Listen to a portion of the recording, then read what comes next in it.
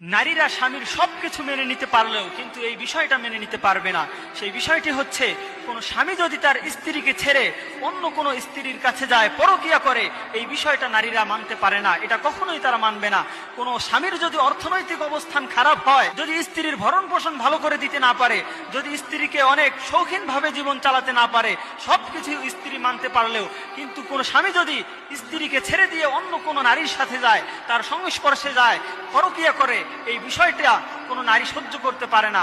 এজন্য প্রিয় ভাই, আপনি আপনার স্ত্রীকে যদি ভালো ভরণ পোষণ দিতে না পারেন, যদি এক্ষেত্রে আপনি অর্থনৈতিক অবস্থানের কারণে দুর্বল হন, তাও এটা সে মেনে নিবে, কিন্তু আপনাকে আপনার চরিত্রকে হেফাজত করতে হবে।